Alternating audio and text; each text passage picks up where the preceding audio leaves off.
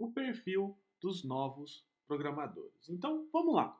Aqui é o professor Felipe Fontoura e a gente vai então agora fechar esse grande problema, fechar essa equação, porque agora você entende o princípio, né, o modelo histórico, que era o modelo aí dos programadores das antigas. O problema é que esses programadores agora, que eu estou incluído, você está incluso e todos esses outros 18 milhões e meio de programadores também estão incluídos, que a gente precisa então resolver uma equação, que é excesso de conhecimento, excesso de informação para uma mente limitada. Então, uma hora essa conta vai estourar, uma hora isso vai ser um problema e você não pode ser mais só medido como um bom profissional. A medida como um bom profissional não pode ser mais só conhecimento, né? Aliás, até porque as empresas não estão pedindo, o mercado em si, porque eu falo muito de empresa, mas também vale, se você quer ser um freelancer, se você quer ser né, um empreendedor, também vale as mesmas regras para o mercado, tá? Então, a gente sabe então que precisa de outras habilidades que você agora vai ter que começar a desenvolver. E você sabe que eu estou aqui para te ajudar nesse processo e que essas habilidades não são habilidades que você vai aprender da noite para o dia, mas são habilidades perfeitamente possíveis de se aprender e vão ser muito mais tranquilas, muito menos difícil e sofrível se você está seguindo um método, que é o método que eu vou passar para você. É um dos possíveis métodos que existem por aí. Você pode, claro, seguir tentando descobrir o seu método, como eu fiz e estou passando para você agora, ou pode pegar um método e seguir esse método e até adaptar a sua realidade, que é o que eu estou fazendo com você agora, é o que você está se propondo fazer hoje. Então, vamos entender essa questão que é o perfil desses novos programadores, desses novos profissionais que o mercado está exigindo, para ontem, aliás. Então, certamente o conhecimento ainda é muito importante para esses programadores, certo? Certo. Por quê? Porque isso é a matéria-prima da mão de obra desses programadores, que é o conhecimento. Por isso que você precisa tratar muito bem o seu corpo, a sua saúde, a sua mente. A sua mente precisa estar livre de ruídos para que você possa construir coisas boas. Porque se a sua mente ela tá doente, ela tá com algum tipo de problema, qual vai ser, né, qual é a matéria-prima? Se a matéria-prima é problemas, o seu produto vai ser problemas, tá certo? Então fica a minha dica aí para você, minha dica de profissional, que é trate bem o seu corpo, trate bem a sua mente. Eu sei que no início, né, é um pouco complicado, mas você precisa estar muito antenado nisso. E coisas como, por exemplo, meditação, exercícios físicos, não é brincadeira. Eu faço isso e eu garanto para você que vai ajudar muito nessa jornada. E até uma coisa que eu pratico, sim, sem vergonha nenhuma, é o ócio criativo. Tem dias que eu tiro que eu não faço absolutamente nada. E eu me orgulho muito, porque é o tempo que a minha mente tem para descansar, ok? Bom, o papo de agora não é sobre mente, não é sobre saúde, mas sim explicar essas novas habilidades, mas fica aí um parênteses que são as minhas dicas. Mas enfim, como eu comentei, o programador não pode ter só isso, né? Só conhecimento. Seria mais ou menos algo que você entrar numa pizzaria, sentar numa mesa, você vai abrir um cardápio e você vai querer comer uma pizza, óbvio.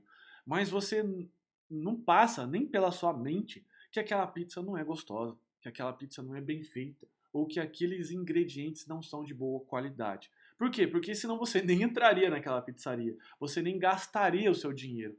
E é a mesma coisa com você. Uma empresa, um mercado vai te contratar, vai contratar você, ele não passa pela cabeça dele. Quer dizer, você passa até por um crivo, por um filtro, né, que você não tem conhecimento. E fica tranquilo, tá? Fica tranquila também, porque esse conhecimento não é só conhecimento avançado. Claro que você vai almejar conhecimentos avançados, mas também tem um mercado muito sedente, que é daqueles mercados mais simples. Poxa vida, você vai, vamos pegar aqui o mercadinho da esquina.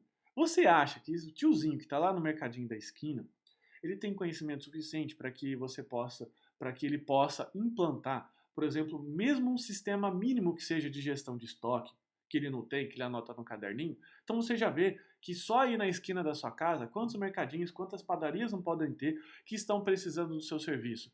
Claro que você não vai receber o quanto você receberia por estar numa empresa de alta tecnologia ou inventando um produto novo, mas de repente é o que tem acessível para você nesse momento. Então vamos parar, vamos combinar uma coisa que é só achar que você precisa estar lá no topo. Não, existem diversos níveis de travessão que você precisa pular, tá certo? Mas para também que você precisa estar preparado. Senão o que, que vai acontecer? Você vai ficar se frustrando, tentando alguma coisa para que ainda não é para você. E vice-versa. De repente, você é uma pessoa muito capacitada também, né, tá sendo mal aproveitado. Então você precisa se conhecer. Bacana? Então vamos lá. Atualmente as empresas clamam por um profissional com múltiplas habilidades. E o programador não foge disso não, tá? Não tá. Isso aí é um panorama geral do mercado que vale para qualquer profissão, mas o nosso foco aqui é TI, é programação. E as habilidades mais importantes para esses novos profissionais e principalmente programadores são elas. Vamos lá, vamos citar aqui num panorama de TI. Vamos fazer um raio-x desse cérebro. Capacidade analítica, né? Lógica, linguagem e também concentração. Por quê? Porque sem essa capacidade analítica, que você não aprende só quando você é programador, mas você vem sendo treinado desde a época da escolinha da tia Estela, que ela te ensinava os problemas do Joãozinho. Por exemplo, o Joãozinho tinha 5 amiguinhos, cada um comeu uma bala, quantas balas sobraram? Ela já estava treinando você para essa capacidade analítica que você precisa agora, nesse momento como profissional. Legal? Mas claro que essa capacidade analítica ela é mais colocada em prova, em xeque, quando você está num contexto de TI, um contexto de programação, porque afinal você está lá para resolver problemas. Bacana? E a gente já vai contar, eu vou contar até uma história um pouco mais para o final dessa aula que reforça isso. Lógica e linguagem, lógica para resolver esses problemas e linguagem que é a base, frameworks, Java, C, sei lá, Python, Ruby, programas aí que você vai aprender, e a concentração que te ajuda a cumprir esses desafios. Vai manter ali você grudado, vai te colocar ali na frente do monitor e vai fazer com que você, de fato, tenha ferramenta suficiente para resolver esses problemas. E outras também, como por exemplo, criatividade, empreendedorismo, e não só empreendedorismo interno, desculpa, externo, empreendedorismo interno. Porque você também pode ser um empreendedor trabalhando como funcionário. E eu vou falar isso mais para frente nesse curso, tá? Isso é uma das habilidades muito importantes, você resolver problemas de uma forma mais inovadora no ambiente que você está. Relacionamento. Quantos programadores aí a gente já não viu que são caras extremamente fechados, pessoas que não sabem conversar, não sabem lidar com um time de trabalho, que isso acaba sendo muito prejudicial. Capacidade de negócio, de entender o negócio, muitas vezes também de negociação e, claro, marketing pessoal. Podia faltar isso. Então, a gente começa a perceber que hoje o modelo atual, principalmente o foco dessas universidades, é um modelo antigo. Ou seja, fazer com que você foque muito nessa parte técnica e quase não foque do outro lado, que são habilidades tão valorizadas ou mais, que a gente vai ver aqui nos próximos slides, do que só as habilidades técnicas. Então, são essas habilidades que você precisa começar a desenvolver. E eu até entendo, vamos dizer assim, entendo, mas não concordo com esse modelo das universidades, esse modelo institucionalizado que está aí de ensino, que é o que eles precisam fazer. Eles precisam produzir um profissional rápido, coisas rápidas. E até porque você está pedindo isso para ela, né, para essas universidades. Você está exigindo isso ao escolher uma faculdade que está lá, oferece um curso rápido de 2 anos, ao invés de uma faculdade que oferece um curso de 5. Estou falando do mesmo curso, tá? Não vá comparar tecnólogo com engenharia, que são cursos diferentes. Banana com maçã, não faz sentido comparar. Mas você está exigindo isso das universidades agora, resultado rápido. E te ensinar coisa técnica dá um resultado rápido. Se você for uma pessoa aí inteligente como você em poucos dias estudando alguma coisa, alguma técnica que a escola ali está ensinando, você já tem a capacidade de produzir resultados. Sendo que te ensinar a ser mais criativo, né, ter um melhor relacionamento, são coisas que demoram, que demandam anos. E faz parte também não só desse perfil técnico, a parte técnica não faz só parte desse perfil desse profissional, desse novo profissional. As outras também são importantes, como eu já comentei. E o modelo antigo, aqui está um gráfico só ilustrativo, tá? Nos ensina que devemos focar 99% dessas habilidades técnicas. Tanto é que, por exemplo, quando eu fiz lá a engenharia da computação, lá no final do curso, lá no último semestre, naquela época ainda era semestral, tinha lá um curso de empreendedorismo, que entra um professor que não sabe nada que ele está falando, porque ele nunca foi empreendedor. Eu não estou falando de ser empresário, de ter empresa, tá? Estou falando de ser empreendedor. Talvez ele nunca foi empreendedor, é um cara que foi muito bom, só que na década de 80, para falar de um assunto que você não está nem um pouco preocupado em entender, porque você está cansado, está no final de curso, você está preocupado com o seu trabalho de graduação, você já está preocupado com estágio, com emprego, como é que eu vou pagar a faculdade, as próximas coisas, inclusive, se você não é casado, eu quero casar, quero comprar minhas coisas. Então, assim, é um momento totalmente inadequado, sendo que deveria, na minha visão, ser o contrário. Por quê? Porque conhecimento técnico é farto.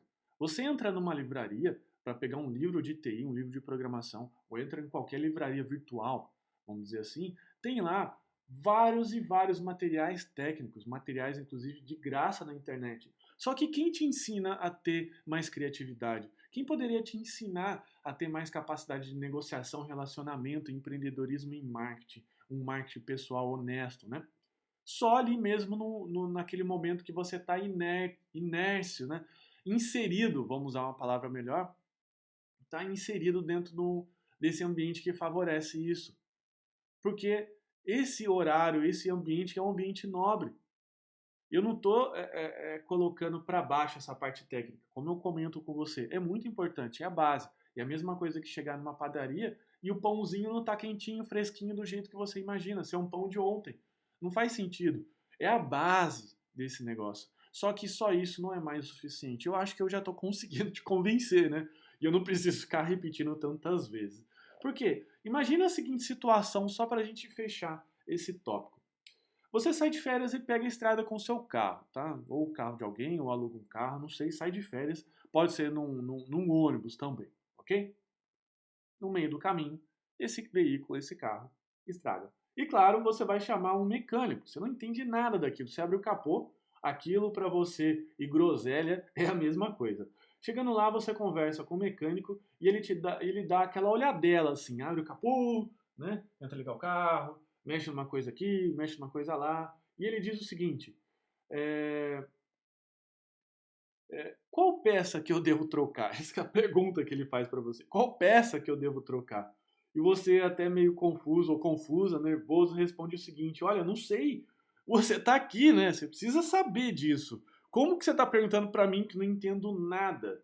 E por incrível que pareça, o mecânico ainda retruca. Eu só sei trocar a peça, mas não sei achar o problema.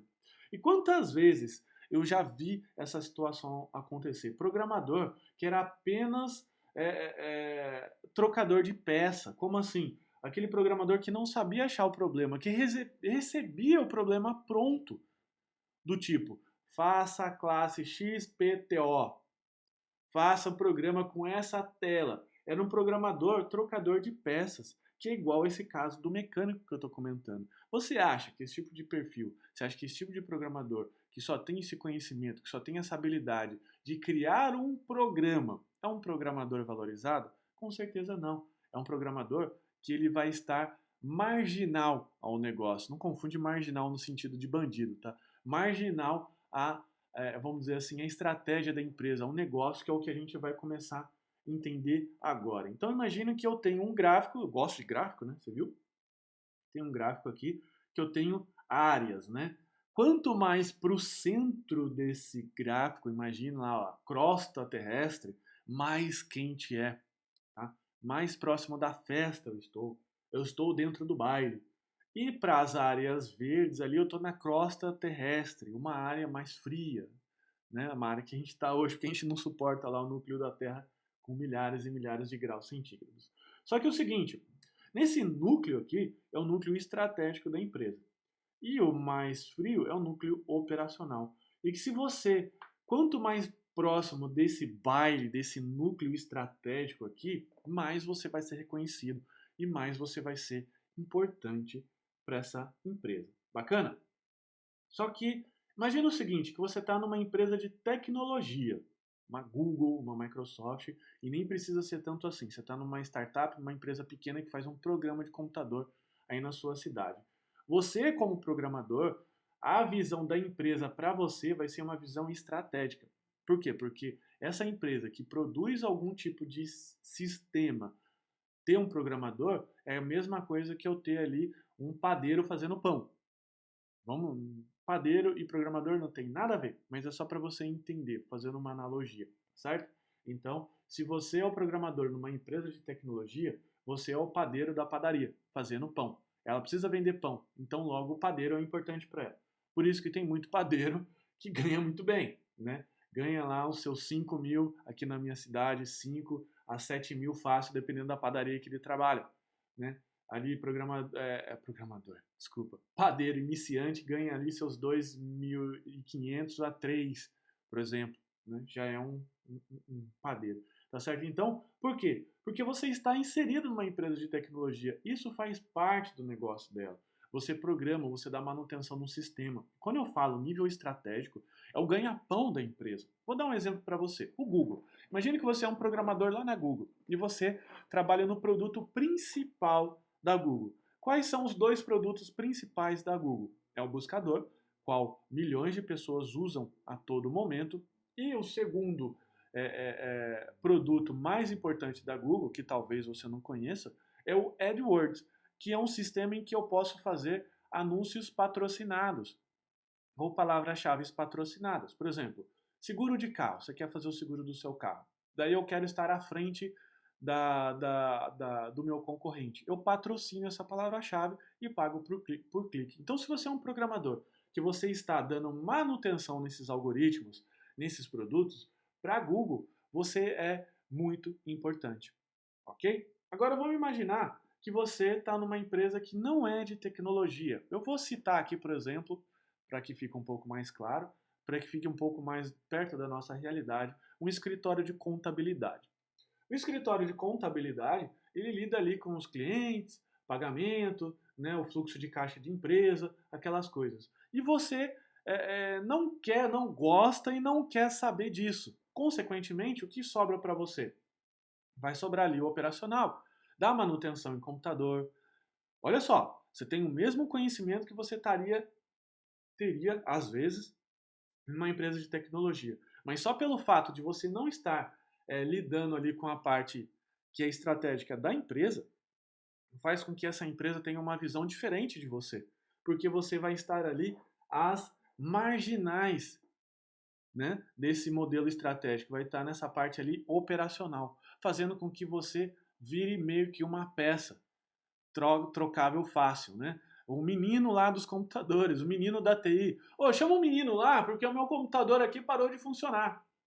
Ou seja, né, você quer estar no nível estratégico. Então, aqui para a gente colocar numa parte um pouco mais prática, para não ficar só nessa parte teórica, se você tem a capacidade de trabalhar numa fábrica de software, numa Google, numa produtora de sistemas, numa startup, bem, você vai estar ali no centro estratégico dessa empresa. Só que se você não tiver essa oportunidade, for trabalhar, por exemplo, no escritório de contabilidade e até numa empresa grande, numa indústria, por exemplo, igual eu já trabalhei, as chances é que, mesmo você tendo esse mesmo conhecimento do que eu teria trabalhando numa empresa que é foco em tecnologia, naturalmente eu vou estar nas marginais, que é no operacional da empresa. E, consequentemente, essa visão da empresa vai ser diferente de mim.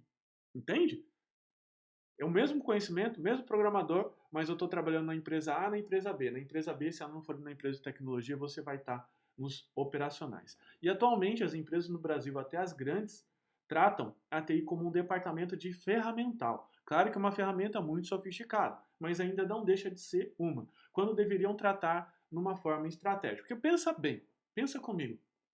Vamos voltar lá ao exemplo do tiozinho do mercadinho da esquina. O tiozinho está lá, ele não controla o estoque dele, não sabe quais as provisões, os últimos preços que ele pagou, não sabe quanto que está acabando. E você implanta um sistema desse na empresa, na pequena empresa dele. Vai mudar a empresa dele da água para o vinho. Ela vai ser mais eficiente, vai ser mais efetiva, ele vai ter menos desperdício, as pessoas vão começar a enxergar mais qualidade. Ou seja, a TI deveria ser tratada como estratégia, não como um custo. Os meninos da TI que fazem um monte de coisas complicadas que eu não entendo nada, mas que eu também não quero saber, tá certo? Então, assim os profissionais no Brasil, normalmente, quando eles não estão em empresas de tecnologia high-tech, vamos assim dizer, em startups, né, numa Google, ali trabalhando em fábricas de software, naturalmente eles ficam à mercê dos negócios, ficam às margens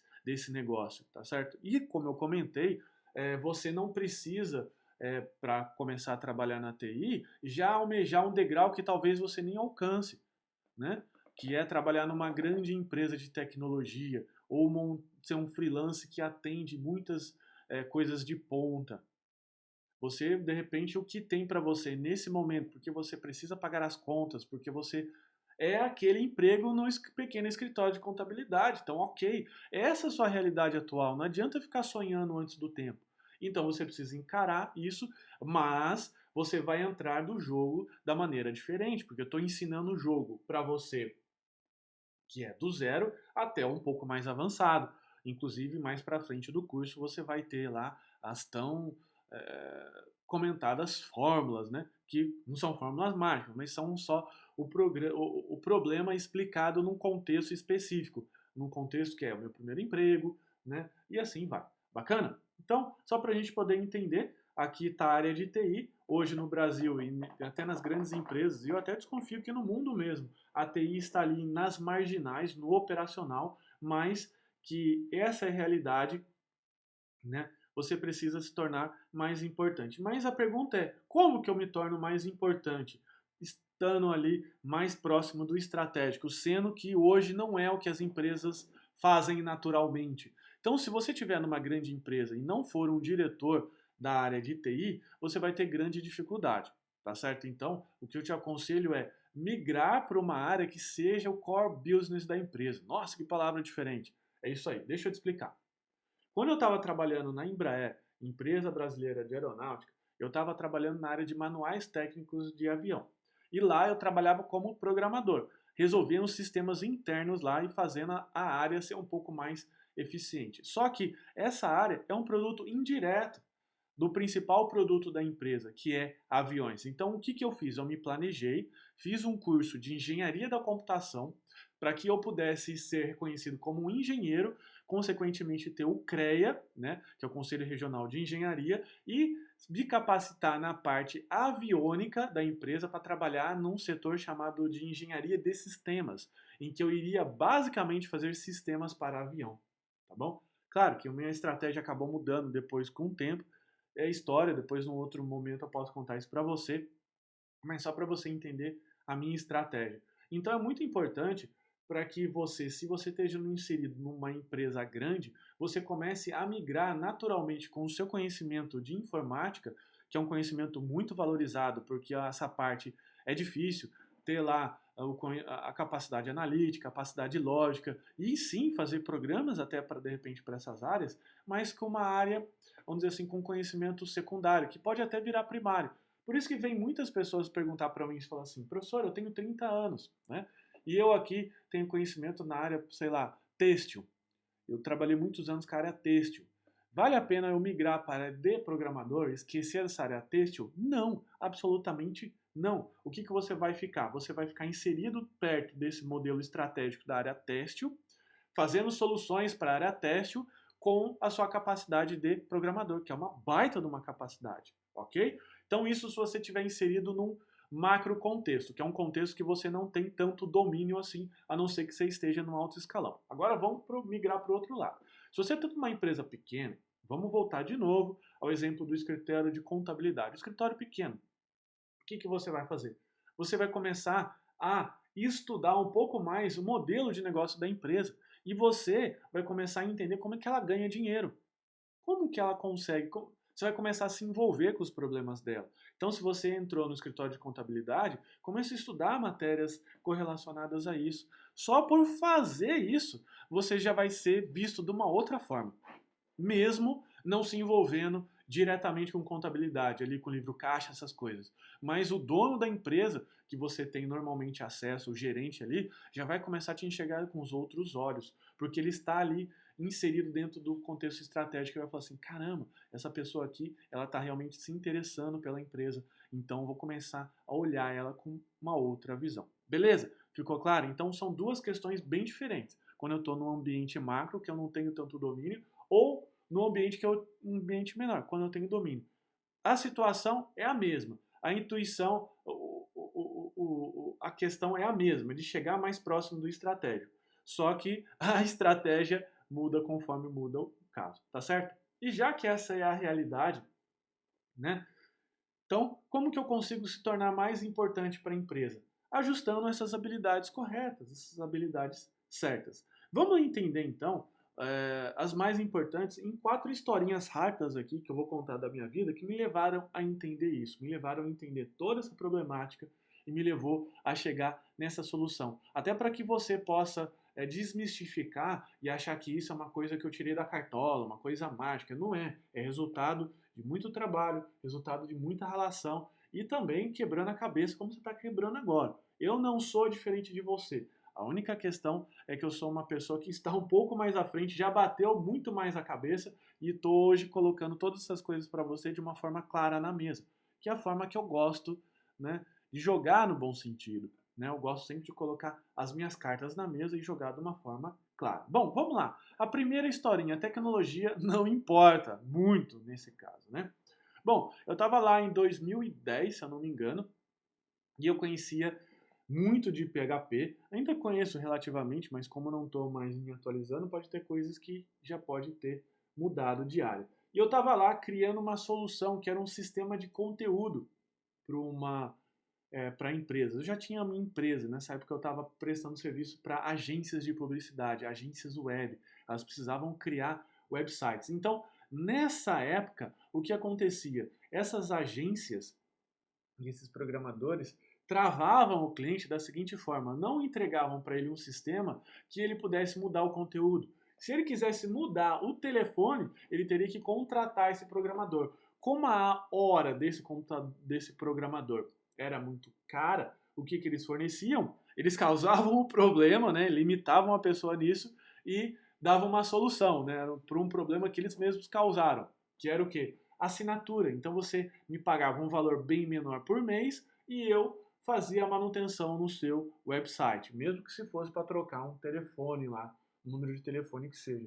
E claro, como o número de alterações não era autossuficiente para justificar muito trabalho, eu podia assinar isso com 10, 20 clientes e eu tinha uma renda recorrente todo mês, fora aquela renda que era da criação de websites do zero. Legal? Então, eu fazia um sistema que proporcionava a pessoa não ficar refém, ou seja, ela mesma alterava o conteúdo que ela queria.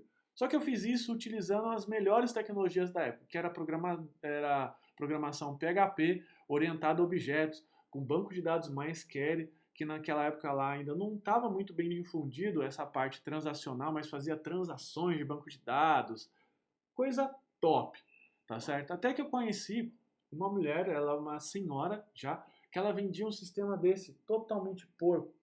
Porco no sentido tecnicamente. Era uma tecnologia muito simples, muito, que nem era usada naquela época. Imagina hoje, que era em CGI por. Inclusive o banco de dados dela não tinha interface de administração como a minha tinha senhas, não tinha nada. Era um arquivo que ela editava no bloco de notas de uma forma bem porquinha e vendia. Só que enquanto eu vendia uma peça, uma licença desse sistema, ela vendia centenas de licenças no mesmo mês. Como que ela conseguia fazer isso? Explicando isso de uma forma mais correta para o cliente. Então ela tinha uma habilidade de negociação, uma habilidade de passar o que o cliente queria escutar. E eu não tinha essa habilidade. E era por isso que eu não vendia nada. Ou seja, mesmo com todo o conhecimento do mundo, mesmo com todas as coisas mais top que eu podia fazer, que eu conhecia na época, eu não ganhava dinheiro. E, moral da história, não adiantava nada eu só aplicar conhecimento, só aplicar tecnologia de ponta, sem que o cliente entendesse isso do outro lado e principalmente valorizasse. Porque de repente ele fala assim, ah, legal, cara, mas você está querendo dar um carro de Fórmula 1 para eu andar numa estrada de terra, de chão. Não faz sentido. Ele até pode reconhecer, mas ele não paga esse preço para isso. Tá bom? Então isso que você precisa ficar muito esperto, muito esperta. É essa a situação. Bom, vamos para a próxima. Seja um resolvedor de problemas, não um causador.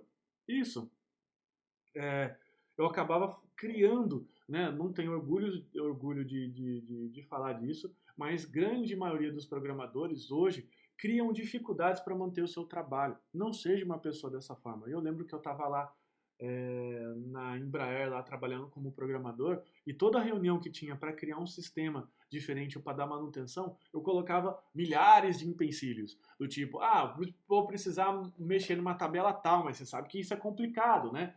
Ou seja, eu não estava querendo resolver o problema do meu cliente e por isso, por consequência, ser mais valorizado. O que eu estava fazendo? Eu estava valorizando o meu passo, só que da forma errada, criando dificuldades e deixando o cliente com medo para que ele me valorizasse mais. Eu, muito burro nessa época, achava que isso poderia ser um fator de valorização do meu trabalho, colocando dificuldades nos outros. Então não faça isso. Não é criando dificuldade, valorizando muito o seu conhecimento de uma forma errada, vai ser o que o cliente vai valorizar em você. Ele vai valorizar a sua capacidade de resolver os problemas dele no prazo e com qualidade. Combinado? A próxima aqui. Não seja um funcionário comum, seja um empreendedor. Eu lembro também que nessa época, lá de 2005, 2006, eu comecei a acordar. Daí eu comecei a dar algumas ideias bem legais. E eu lembro que eu comecei a dar algumas ideias do projeto Boa Ideia, que era um projeto interno que valorizava e premiava os funcionários que davam ideias para melhorar o processo da empresa. Era uma empresa relativamente grande, né? A Embraer nessa época ela tinha 20 mil funcionários, só nessa unidade que eu trabalhava, então fazia com que o dono da empresa, o presidente, não consiga olhar todos os detalhes, obviamente porque é muito complexo. Então, eles criaram um programa que premiavam as pessoas que davam boas ideias. E eu comecei a enxergar coisas simples e ser um empreendedor dentro dessa empresa. Eu enxergava o problema e normalmente criava até um pequeno aplicativo para resolver esse problema, sendo que isso nem era me pedido. Então, assim, eu enxergava o problema, vendia a resolução desse problema e entregava esse problema. Eu ganhei, cheguei cheguei a concorrer até na época a alguns prêmios por conta disso. Legal? E uma outra historinha também é que seja uma autoridade para quem te conhece. E eu recebo, só pelo fato de estar exposto na internet, eu recebo, isso faz parte do meu marketing pessoal e tudo mais, eu recebo muitas vezes pedidos de consultoria, né? Pessoas que me viram na internet falam assim, cara, eu presumo que se esse cara tá no YouTube, se esse cara escreve um blog, tá um post, que é isso que eu vou te ensinar, que é isso que eu vou passar para você, eu presumo então que ele sabe o que ele está falando, né? Porque se eu escrevo, eu sei. Então eu recebo inclusive vários pedidos de consultoria de pessoas falando assim, cara, eu tô com um problema tal na minha empresa, vi que você fala sobre programação, você não pode me ajudar?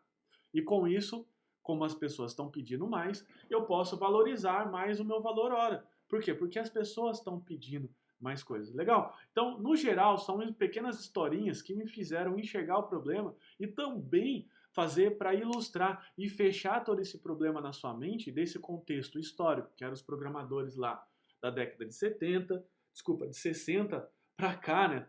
70 também está incluso, que eram basicamente esses programadores, cientistas, gênios que tinham que lidar com coisas bastante complexas, difíceis, e estavam em institutos de pesquisa e tudo mais. Você passou por esse contexto que é do problema atual que a gente está vivendo hoje, pelo excesso de informação, que só o conhecimento não vai ser suficiente, até porque você vai ver que essa conta não bate. Se você ficar antenado hoje com tudo que sai na internet é humanamente impossível, e você agora passou pelo o panorama de como resolver esse problema, acionando e trabalhando outras habilidades que vão fazer com que você não precise estudar tanto, se matar. Você, com o conhecimento correto, consegue vender esse conhecimento de uma forma muito melhor do que só lá se matando.